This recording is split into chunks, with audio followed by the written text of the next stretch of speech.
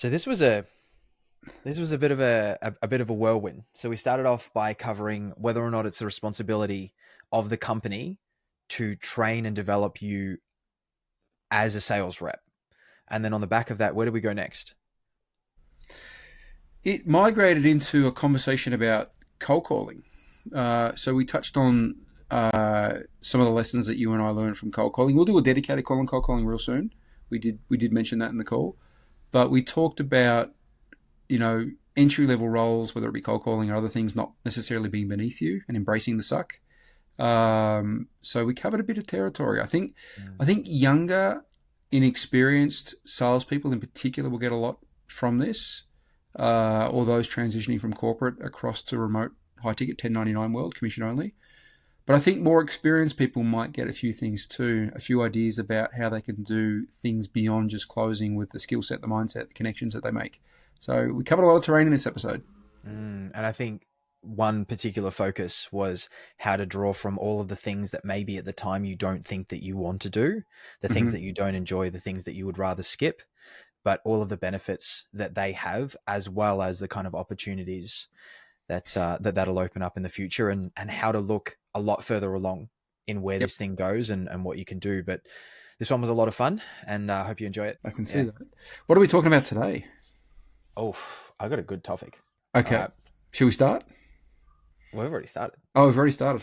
Once Yeah. again, I think every one of these calls starts off with me saying, "Are we live yet? Have we started?" Yeah, You get the idea soon. yeah. Uh, so question for you. Hmm. Is it the responsibility of the company to invest in you? As in, should the company pay for your training and development? Are we talking remote high ticket commission only 1099 type world? Let's go both. We'll start with 1099. Responsibility, no. They may choose to because it appeals to their self interest. They see an upside that outweighs the downside. So they may offer it or require it or prefer it or incentivize for it, but a requirement, no. Mm. No, it can't be. Because the whole dynamic of whether or not some salespeople realize this and some offer owners realize this, the whole dynamic of 1099 is you're a gun for hire. You're not an employee. You're a partner. You're a collaborator. So if you're a collaborator or a partner, how could one party be, unless it was agreed to in terms, how could one party be obliged to provide training in this case to the other? Like the whole idea is you bring your thing, I bring my thing, we get together and do our thing, and hopefully some magic happens and we both take our cut. Like that's basically the dynamic of the 1099 commission only world. Mm. How do you see it? Mm. I think it comes down to at what point in your career you're at and agreed terms. So if you're Yes. so the word was, it wasn't requirement, it was responsibility. Did you say responsibility? Okay. Yeah. My answer would still be the same. Yep. My answer would still be the same because, well, I said a minute ago, if you're 1099, the idea is you're coming in as a gun for hire. Now, it can be at different stages. You might be a gun for hire in the sense that you're not necessarily skilled, but you're going to do grindy work that no one wants to do. Cold DMs or cold calling or things like that. I don't know that it's a requirement or a responsibility that they give you a script. It's just simply in their best interest to do Mm. so. It condenses the timelines between you being completely useless, if it's like super entry level, and actually being on the phone or sending a DM. So it's in everybody's best interest. Is it a requirement, responsibility? No, but it's probably in everybody's best interest when you're at the super, early part of your journey with very low skill sets. So that's how I would look at it. Requirement, no. Best interest of both parties, probably yes. Now, as you get way further along the scale and you're really comfortable and confident and capable and all those sorts of things, I would say very, very rarely would it be needed or appropriate or desirable. This is when you're in the top 20%, let's say. If you're in the middle, it could be somewhere in between, depending on the offer and the person. But never required or responsibility. A nice to have for both parties' interest, potentially yes. Thoughts? Mm. So there's a few angles at this. Mm. I think if you are taking on someone that is brand new to sales, Mm-hmm. so if you're brand new, you're Mm-hmm. getting in a setting role in something like a really beginner industry like fitness. Mm-hmm. If the company knows they're taking you on, you have no skills, no ability, you're very eager to learn, Yep. I think there is a response, not, I think there's absolutely a responsibility on your end as the salesperson. Mm-hmm. You 100% need to go out of your way to learn. And that doesn't mean dropping Mm-hmm. 10K. Mm-hmm. That means just trying to understand what you're doing and learn the applications of it. Yep. I think that there is, responsibility is not the right word, but I Mm. think there is some kind of pressure on the company that if you want things done a certain way Mm. and you're bringing someone on that doesn't know how to do that and Mm. won't be able to do it without that guidance, and you're setting the stipulations or Mm. setting the boundaries, I think there is a responsibility for you to train that individual on how to do things the way you want them to do them. Mm. And the reason I say that is some new people get dropped into an environment. They're like, we want things done this way. Mm. Cool. How do I do that? I don't have time to teach you to do that. You just need to do it. And then they get scolded when they Sure. don't do it correctly. So I think in that instance, Sure. absolutely there is a responsibility to show how to abide by that Mm. company. But once you get past that, Mm. when you're not a beginner, I think it's actually a negative for Mm. you to accept training from the company, Mm-hmm. because I know you and I are very much about no strings attached, Mm-hmm. as in both companies or both people provide a service, Mm-hmm. and each person wins by working with the other. I think if you do start to accept training from them, I think if you do start to let them pay for things, there are strings attached. Well, we did this for you, now you need to do this for Sure. us. And Sure. then that's when the free work kind of starts to chip in, and then the training stops, but these boundaries being pushed don't stop. Mm. Yeah. Yeah, I can see that for sure. I mean, the first thing I would, it's a different, as always, it's a different conversation with an experienced, capable, self-motivated person with options versus somebody who's completely at the start of their journey with no equity, no reputation, no skill set, all those sorts of things. I think for the second category, the guy with no skill set who's brand new, if he's going into a role and they know that, of course, and they're okay with that, and they want him to sell a certain way, then yeah, they have to, in order for that to be possible, they have to give some sort of support and guidelines and blueprint. And of course they do. At the other end of the spectrum, though, I don't know why you'd want to accept it. And I don't know why you'd want to need it or want it, because to me it says more about you that if you think it's a good idea, then why haven't you already invested in that level of training yourself? So when someone's at the other end of the spectrum, if you were offered training and you thought it was a good idea, the first thing I'd ask you if I was like someone you were speaking to on the side would be, if you think it's a good idea, why haven't you invested in it yourself? Or why haven't you already done it?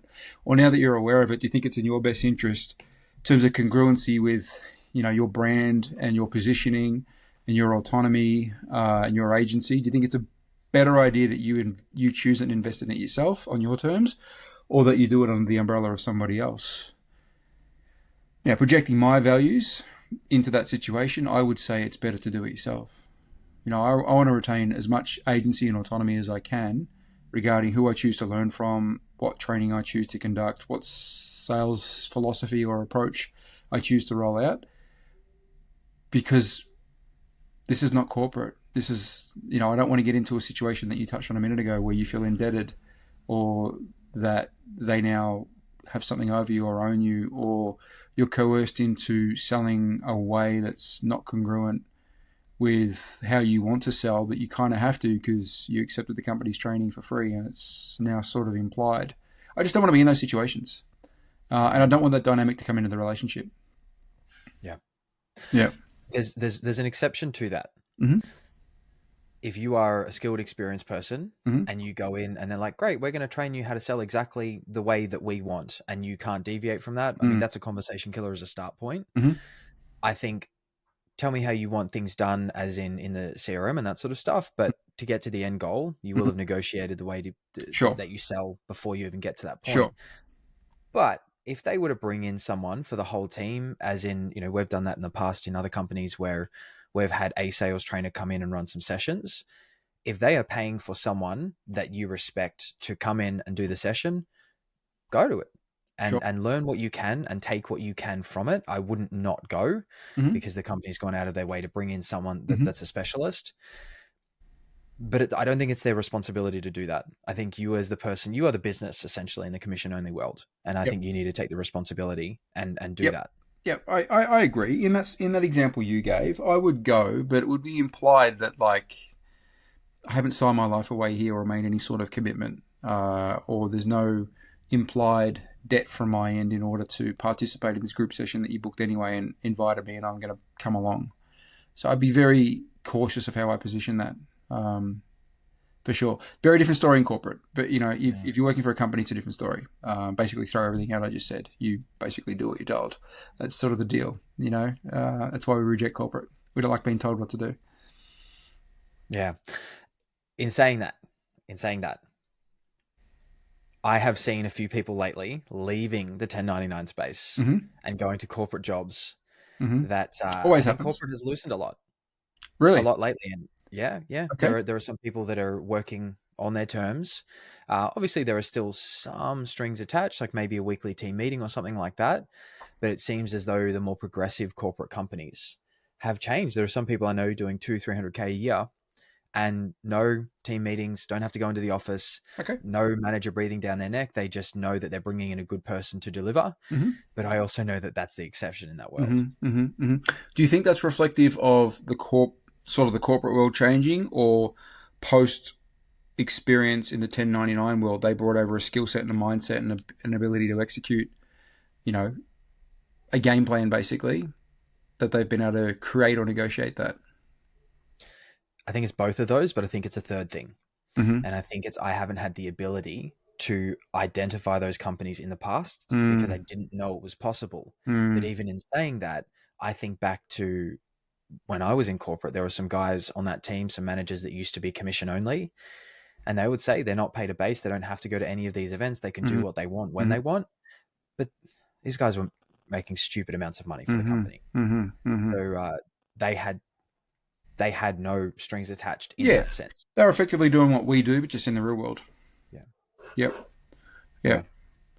Great. I mean, I would rather negotiate that. I mean, if you believed in the offer, if you believed in your ability to execute on that offer, I'd much rather go into that with a no base or a very, very, very low base, something minimal, but with the ability to be untapped on the upside. And yeah, chase that for sure. Mm. There's a lot of opportunity over there that you don't really see here. And the reason I started talking about this is I see these overnight offers show up and Mm-hmm. they guarantee that we're going to get you to 20K per month. We're Mm-hmm. scaling fast. Everybody get on. Mm-hmm. And then it's a W-2 role without any of the benefits. Mm-hmm. And there's no brand recognition. There's no brand Mm-hmm. loyalty, anything like that. And I see people slave away. And then after 3 months, of course, they make their little bit of money and they shut down and do it again in a different niche. Mm-hmm. Whereas there are some corporate companies that have been around for even 5 years, which is longer than most of the remote sales space Mm-hmm. companies. And you can hop on something that has brand recognition as well as phenomenal income potential Mm-hmm. in a more steady company, Mm-hmm. as well as get things on your terms. Mm-hmm. I So that's think a the model you just said a minute ago would would be probably the only way I could go back into corporate. And mm, for the in the right set of circumstances, I could do it because you're almost running your own business within another business. And profit sharing, I guess, would be one way to look at it. So, ideally, no base, highest commission possible with which is uncapped, free reign to do it your way, as long as it's ethical and congruent with the brand and all those things, which is fair. I could absolutely see a life in corporate, in particular remote based, not having to come in the office at all or very, very rarely, every fortnight, every month, whatever it was. And that could still be congruent with the identity that we look to create doing what we're doing. mm, I could see that working for sure. And I think for a lot of people, I haven't paid any attention to those roles, but I believe when you say they exist, I have no reason not to believe that. If they really are, ecosystems where you can earn 400, 500, 600K US plus on those terms, I think that would be an amazing opportunity for so many people in the remote industry. mm, They already have the mindset and comfort level working commission only with no safety net. They're used to working autonomously in remote locations. They're used to trying to sell things without a lot of brand support. So bring them into, they've had a lot of reps where the conversations matter. It's not just fluff relationship building conversations, like there's a start and end point with an action implied. So you had, like with us in fitness 10 years ago, we had so many reps, like 20, 30 face-to-face interactions every day for weeks and months on end. Like the acceleration in your development is just phenomenal when you're in an environment where that's happening. So I think there'd be a lot of people that could absolutely go over to that world and do really, really well. I think Ryan's one of the guys, Ryan Cron, I think he's one of the guys that's taken... Really well. Yeah, he's one of my former students, as you know, and a great guy. He's, I believe, more in that world now. And last I heard, he's doing really, really well, which doesn't surprise me at all. Yeah. He was going to do well wherever he went. Yeah. But I just think the opportunity over there, as soon as he took a look over and realized what was there, and then you take a lot of people from this space that have been in this compressor that we're in, you put them anywhere. Now, are they going to be able to do outbound? If you're not used to it, you can improve on that skill, but as long as you have all learnable. the fundamentals. Outbound's learnable. Outbound is mostly mindset. Yeah. It's mostly mindset and then a couple little tactical, strategic, plays, which is all learnable. Mindset is the biggest challenge for outbound. It's overcoming that voice in your head saying, this is low-level work. You're going to be interrupting this person. You're going to be a pain in the behind. No one wants a phone call from a guy like you. How can you be in your mid-40s and you're still doing cold calls to strangers? Like, you got to deal with all that. That's the biggest challenge. The actual call itself is not that difficult. I actually look forward to them. Sure. We did a lot of work on it, though. Like, at the start of COVID, we did a lot of work on that particular topic. A lot of training as well, a lot of drilling, and a lot of reps. For 6 months, we went pretty hard in that area. Yeah, it was an interesting experience. We might do a call on cold calling / outbound one day on this show. All right, I'll add it to the list. Add it to the list. Lessons learned. What we would tell a first-time cold caller. I like that. That we now know. Here's the headline. It's 95% in your head. The 5% you can learn in an hour. It's 95% in your head. But that doesn't mean it's easy to overcome. It took me some time to overcome it. So I was actually chatting to a fella at a birthday a couple of months ago on the Gold Coast, and he'd gone from building, being an electrician, and he went into his brother's recruitment company, and his brother's idea on sales is just get on the phones, just talk to people. And he said he did so badly in his first week. On one of the calls, the prospect had to reassure him that he was doing okay. Just like, hey, it's all right. It's okay. He panicked so much on the phone. And I just said, well, what do you say to them? And he said, I just tell them how great this person is and how much they need them. And I said, well, no wonder they want to hang up on you. That's awful. But, Yes. Don't make it about you and your offer. We'll cover this on the call. So getting back to it, it's not really the company's responsibility if you're in 1099 for them to train your sales ability, but it is their responsibility to educate you on company specific things that they mandate be done in their way. But if you're in corporate, which as we've discovered is a lot of opportunities, you got to do what you're told. You pay a base, there are strings attached. I would say in simplistic terms for 1099s, it's the company's obligation or responsibility to give you the resources you need to be able to sell this offer and perform in this offer. But I do not include in that sales skills. Because that's your profession. Like, what does it say about you if the company that you've just partnered up with has to train you in sales? Like, that's literally what you bring to the table. What does it say about you? So I would say, yeah, of course you need to provide a dossier on, who's our ideal avatar, what are the typical pain points or ambitions that we take care of, what are the symptoms of said pain points and ambitions that would indicate that, we might be relevant. What does our help actually look like from their end? What do the packages look like? What does the experience look like over the 6-month period if we go on this journey together? What are some alternatives to us, like main competitors, or other things they could do which could solve the problem as well? Like, they have to provide information like that, and ideally in a way that you can digest it within an hour or two. Maybe some scripts, to either follow or at least as a reference point. Like these are some of the scripts from some of our most successful guys. Like, do with it what you will. Maybe some call recordings of them as well if that appeals to you. Obviously, basic protocol on how to run the CRM and whatever admin is associated with doing the job, and that's pretty much it. That's pretty much the appropriate platform for communication, Slack or whatever it is. That'll be close to it on the obligation front. So if you were, we'll go back to what I said at the beginning. If you were just starting out, you're trying to get your reps in, get rid of that panic of speaking to someone on the phone or via Zoom, you're brand new, maybe in a fitness offer, the example we gave. What would you say to that person at that point? In regards to? Getting better. Getting better. Getting better. It's going to be similar to an answer I gave on one of our earlier episodes. Look, we all have to start somewhere. So there's no shame in coming in and being pretty bad at what you do, because you don't know what you don't know. Like, this is new territory to you. Like, very few people start off as guns on their first day. They're outliers. So try to develop a level of self-awareness. Keep your ego in check. Self-awareness in the sense that, have an appreciation and understanding as to where you're at and where you're not at by extension. A degree of humility, because if you're not humble, it's very hard to help, and it's really hard to help you. If you've already got all the answers or you're sure you're going to figure it out, it's really hard to take in new information.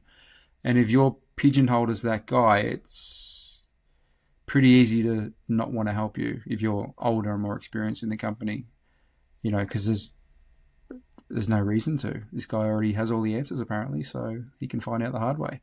So it's in your best interest to be humble, because you'll learn things quicker. You won't be as hard on yourself when you fall over, and you are going to fall over.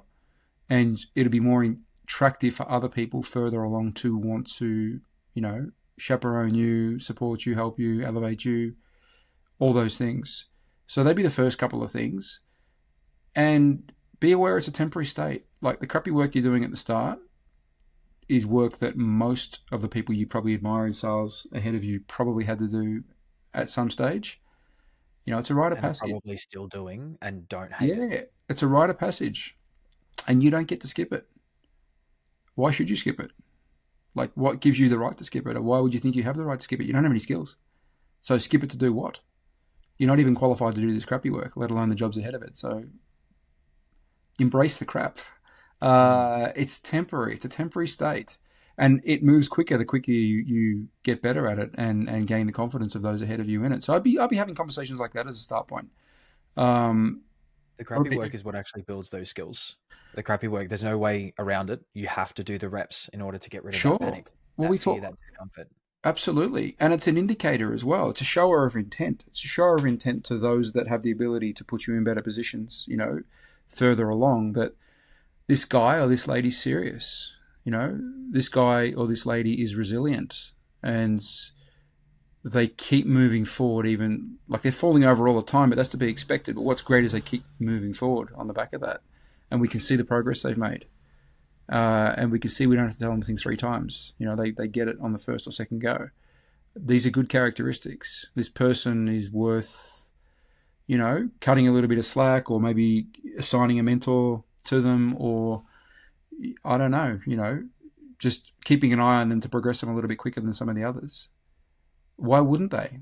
It appeals to their self-interest. They've got somebody who's worth investing in. So that's what I'm saying. I think that would make them more likely to invest in you, and that's not necessarily invest money, but invest a little bit of time to make sure you get up to speed quicker. And there are some people that I've even worked with where they're brand new and they say, I want to be this, this, this, and this, and this is what I want to get to. Say, no worries, this is what you need to do. And 80% of people won't do it. 20% of people will try, 10% of people will stick to it, and those 10% will do more over the space of 3 to 4 months than the rest will over the space of a year and a half. And you just see these people come out of nowhere, and that consistency puts them in all of these positions that no one else gets exposed to, because people see them. And what you'll notice is that when you're a go-getter, like, as long as you're not annoying and sending 25 messages a day, but if you're a go-getter and people ahead of you see that that's what you're trying to do, they're going to put you in the slipstream. As in, look, I see you're going after it, but Mm-hmm. have you thought about this? What about this? Yeah, I'd like to connect you with this person. And it's not really anything to those people, but they just see what you're capable of, how you conduct yourself. Yeah, that's right. It's not Right? hard to stand out, especially at the earlier It's levels. not Not hard to hard to stand stand out. out.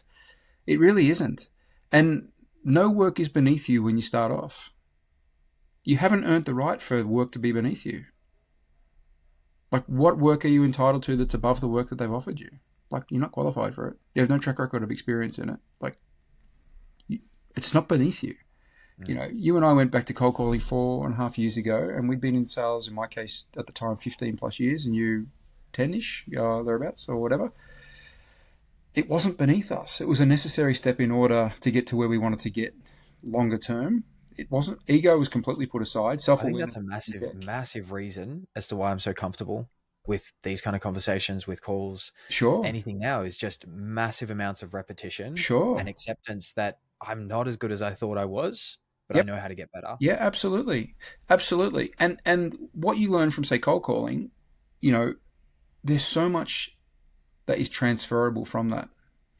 Like overcoming that voice in your head, which stops most people. So or just by doing it, you've separated yourself from the vast majority. Then you've actually, presuming you got half decent at it, you've learned to get half decent at a skill set, which most people are A, scared of, and B, can't do. And C, you have to be really agile and dynamic on your feet because you've got like a really small window to capture their attention and engage with them and advance the call.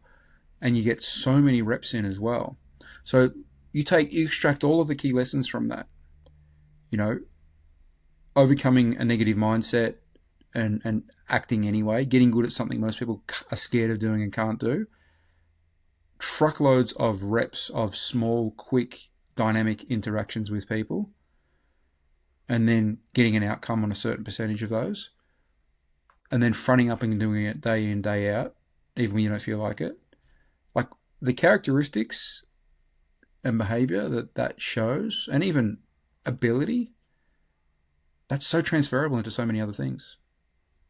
You carry that into entrepreneurship. You're launching a new business as we speak, which has you doing a form of cold outreach, I would imagine. You'll be drawing on that experience. You might not be thinking of it in an overt manner, but it's there. It's there, and it'll serve you for the rest of your life. And you do think of it when you look at salespeople that have experience, when you know they've cold called successfully, it adds an extra stripe. There's an extra level of respect. You know that person, like a soldier with his badges. He had to do something to earn that badge. You're respecting a soldier as a start point, but if they got a couple of badges and they got a couple of cool war stories, your respect goes up to another level. Therefore, as opposed to those that never did, that's fine. You can be a salesperson and have a certain level of success, but there's something missing. I think. I've also noticed rigidity is not the right word, but I think people that have done a good volume of cold calls in particular, they deal with that pressure. So if a prospect does a 180 on a call and you're like, whoa, where did that come from? I think they can flow with it a lot better because they're used to calling people that they don't know what's going to happen. Maybe you'll get hung up on. Maybe you'll talk to this person. It's more likely than not you'll get hung up on or ignored. Yeah. And here's a key thing on the mindset. I know this has turned into a cold calling call and it wasn't meant to, but here's a key thing. Like, let's say you do $100 a day, and let's say statistically, which actually isn't a lot in cold calling, but just for the sake of this example, say it's $100 in a day. And let's say that statistically you get 5 bookings from that per day. The layman who doesn't understand what we do or can't get their head around it will be fixated on the 95 non-successful calls, of which a large portion were hang-ups, a large portion were, don't ever call me back again. And call them back in 3 months and they're happy to hear from you. Yeah, ring out, all those things. Yeah. I still remember one of them. I rang the guy. The side note, tangent. I rang the guy and he said, don't you effing ever call me again. So 3 months later, I rang him back. I'm like, hey, mate, do you remember swearing at me and hanging up? And he goes, yeah, sorry. I was having a bad day. What's up? and he bought on that call. So, well, there you go. So what I was going to say, I like that. What I was going to say, this is part of the war stories I was talking about earlier. Um, what I was going to say then is the cold caller who gets his head around it and gets a level of success realizes he does it for the 5 that say yes. The 95 that hung up on him and said no and abused him was just the necessary terrain he had to cover to get to his 5 yeses. And just that reframe alone, I mean, that will carry, embracing that concept will serve you in so many different areas of life. How many times did you have to tap out before you got your blue belt? Bunch. And how many people you would see it at your jiu-jitsu gym? How many people come from one class, maybe 2 classes, get their ego absolutely handed to them because they're really good at football or really good at wrestling or something else? It doesn't necessarily translate. They go from being alpha to the absolute bottom of the pile. They never come back. You can see. So the gym that I'm in, it's the big boys gym. Yep. And there's a lot of rugby players and just people that are about 70% chimp genetics. Yep. It's just obscene. And because they're hard to find, more people come, and then they bring in their friends, some of them professional rugby players and that sort of stuff. But you can see there's a difference between people that were big and good at footy and the professional athletes, because the people that are big and good at footy, they come in, they get their ass handed to them and they're like, screw this, I'm never doing this again. Whereas the professional athletes, they have it happen. Now, there are a few exceptions, but much less. And they think, whoa, this is not how I expected this to go. And you might have a 120 kilo guy just get steamrolled by someone that's literally half of their size. And there's that lack of ego to be like, oh, whoa, this is something that I'm not good at, something I need to get better at. And I think because they have that caliber, they can recognize it, and that ego doesn't have to get involved. Yeah, absolutely. The same characteristics I said before about starting a new job when you're brand new, you know nothing, would all be applicable to jiu-jitsu. Humility, lack of ego, which is kind of the same thing. Self-awareness. Hey, I might be a great footballer, but I'm at the bottom of the pile for jiu-jitsu. A recognition of those that are ahead of you and an appreciation and a willingness to learn from them, and fail and tap and tap and tap. But you just know that if you keep showing up and you keep doing the right thing, you're going to be making incremental progression. And in a certain period of time, you won't be the new guy and the worst guy. And then before you know it, you'll probably be a blue belt. And then we're in a whole different world. It's really the same concept. And no, just because you're good at football, you're not entitled to be treated as a black belt at this new gym. It's being a white belt, or actually you probably had a different belt in your first role.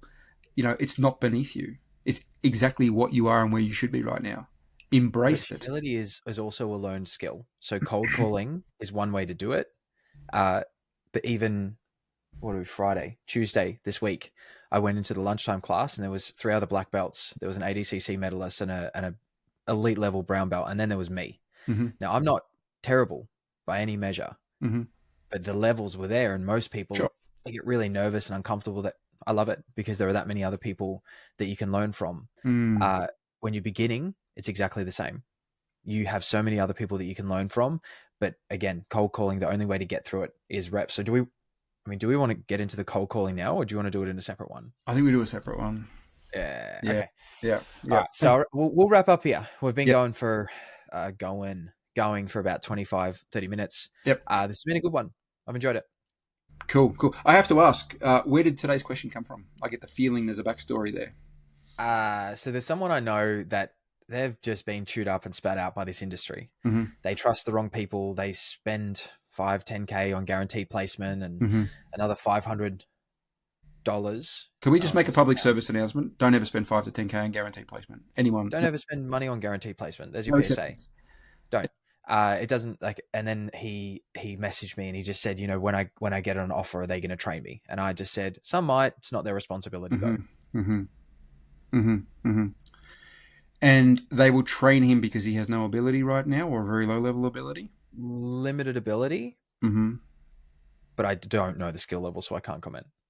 So tangential question, maybe to wrap it up. Do you think what was your recommendation of this guy? Or if you didn't make one, what do you think? Does this guy try and find a job where they'll train him?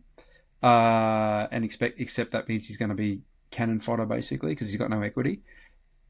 Or does he go and start training himself off his own accord which will involve probably spending some money, and then on the back of that, look to find a role. What do you recommend in a scenario like that? He has two choices. He can either find a low level entry level role now and just go head down, bum up, work his ass off as hard as he can Mm-hmm. for the next few months, and then get through that repetition of cold calls, outbounds, and understand that he will be nothing in the eyes of this company as long as they don't disrespect him. Mm-hmm. But he's not going to come in and set the terms immediately. Mm-hmm. So he could spend 3 months working his ass off building those skills, or he could spend 3 months trusting the wrong people, trying to find a perfect offer. Mm-hmm. And then in 3 months' time, still have to settle for the same thing anyway. So my take on that is swallow your pride, understand that you will need to suck for a while Mm-hmm. at sales Mm-hmm. to get better. And you can either delay that 3 months, or you can just go now and create opportunities for yourself 3 months down the track. And I just said, choose something like fitness, Yep. where you're going to have a bunch of leads. They're going to be really difficult to speak to, but you're going to build that resilience and make a little bit of money. Yep. Yep. I think you touched on something then. I think that's where the disconnect is a lot of the time. A lot of younger, newer people, for whatever, or maybe even people transitioning from corporate or something else, they think they can avoid embracing the suck. And I think that's where the disconnect is. You can't. You can't until you've earned the right to. Completely agree. Because the roles where there is no suck are looking for A players, and they'll get them. But it's not their fault, though, most of the Sure. time, because this market is advertised as sunshine and Sure. rainbows again. Sure. And you're going to walk into an amazing opportunity, and they've been misled. And one message I get a lot on the reason that people follow me and you as well is we're not just saying, it's going to be amazing. You're not going to make, you're going to make a lot of money in your first month or two. We don't do that. And I think that we're exceptions, and it's not pessimistic. It's real. We want to manage people's expectations, and it's not what you thought it was going to be. You're not going to make massive amounts of money right off the bat. The people that do that are exceptions to the rule. Sure. And often not telling the truth. Yep. And you have to suck. You have to build some kind of level of credibility and ability. But there's nothing wrong. There's nothing wrong with sucking either. I think like a reframe is needed too. There's nothing wrong with sucking. Sucking is an important step that we need to go through on our journey.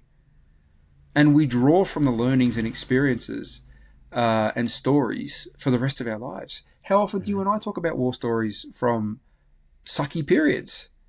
Yeah. Yep. Like, embrace the suck, I guess, is the key. This could be the title of the episode, Embrace the Suck. Yeah, Embrace I the think suck. That might be patented by Jocko Willink. Does he say that, does he? Yeah. Does Is he it say him that embrace the says suck? that, or David Goggins? Okay. I don't follow David Goggins. But certainly Jocko Willink, I went through a stage of reading his books and podcast about 10 years ago. Never mind. It's a book by Brent Gleeson. Okay. The Navy SEAL Way. Okay. But I mean, I think that's where the disconnect is. Like, some people think that you can circumnavigate suck, or you can avoid it, or it's beneath you, or only losers have to go through suck. I reject all of that. I say embrace the suck. The suck will teach you lessons that will serve you for the rest of your life. The suck will enable you to separate yourself from those that, look, we talked about that earlier. It's never been easier to separate yourself.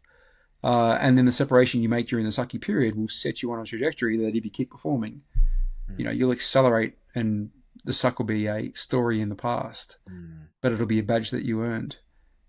I went through a very long period of sucking. So did you. I had to revisit it at the start of COVID. So did you. Like, I just don't know why people think they can avoid it.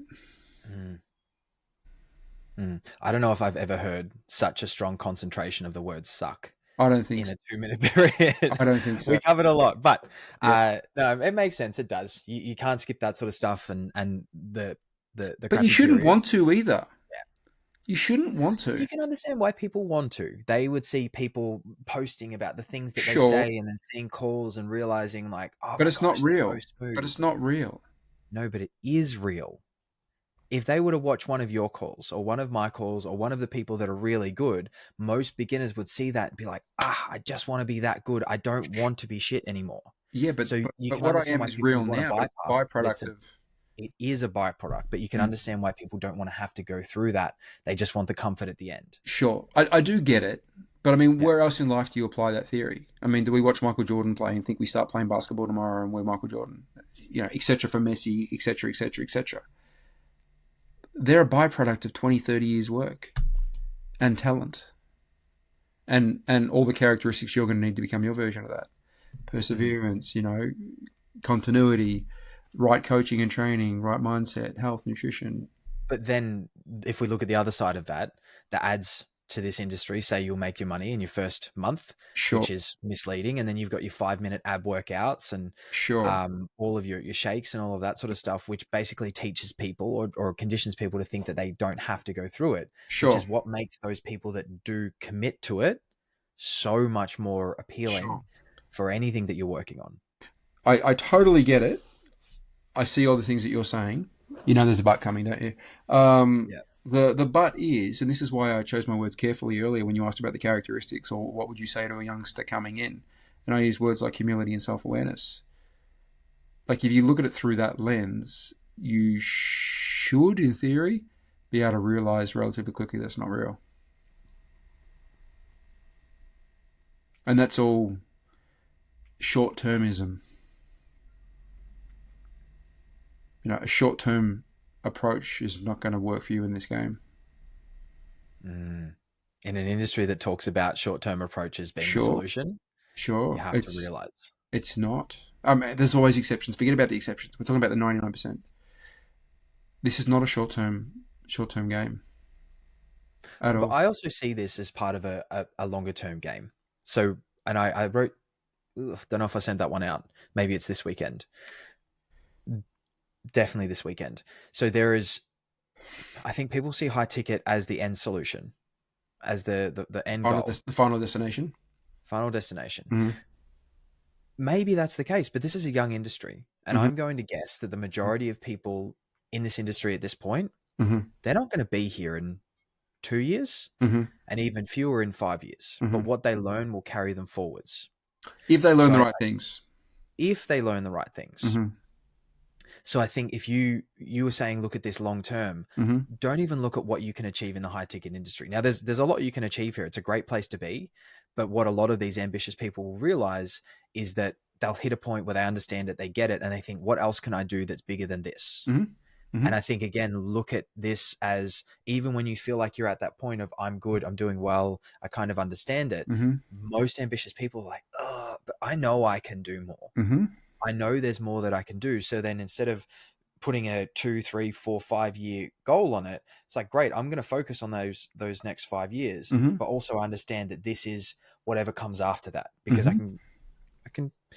I can't guarantee, but I can say with a high probability that the majority of people will not be retiring in 5 years.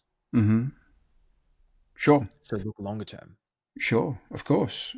The skill set and the mindset and the network that you can obtain in this space can serve you outside this space in many, many other ways. If you have a keen sense of self-awareness, a keen understanding of human psychology and behavior, an ability to make people feel a certain way, an ability to disarm them, ask some incredible questions that have them reveal everything you need revealed, there's so much you can do with that. Mm. If you have an ability to negotiate, persuade, come to fair agreements, again, so much you can do with that. If you have an ability to pick up, that weren't there. That weren't there. Sorry? I missed that. Say that again. It's opened up doors for me that wouldn't have been there, and course. not because of just the sales skills, but the marketing, the content, the branding, all of that sort of stuff. Yep. Then on top of that, what if I need video content done? I already know who I'm going to. Yep. But what if we want to expand into the US? Cool.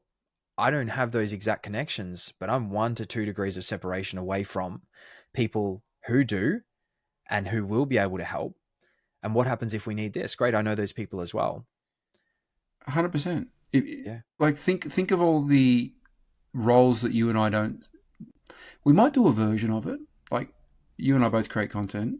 We're not copywriters, but we know quite a few copywriters. I've got a friend called Claude, phenomenal copywriter. There you go. That's all I need. Same with video. We're not video guys. I just spent a week with a video guy. I had Dave Katagi here for a week, which was amazing. But we still create our own versions of video content. Um, we don't, we haven't run ads, but we're 1 degree of separation away from some of the top guys in the industry to run ads. So it's not hard to create something. There's JVs you can do with those guys because they don't know how to sell. A lot of them, they don't know how to sell, or they will never cold call, or they can't see things that you can see, or they can't extract information from key people that they need to extract information from. You can do these things, so you can form JVs with people like this. You can create your own offer with people like this. You can consult to people like that. There's so much more than just closing for 10-15% on someone else's offer. There's nothing wrong with doing that and staying at that level. You can have a great life and a lucrative life at that level, but there's so much you can do beyond that as well if you want to. Mm. Might be a good way to leave it. I think that is a good spot. I enjoyed this one. This is a lot of Yep. fun. And I think we already know what our next one's going to be. Sounds good. Perfect. Talk to you soon. Yep. See you then.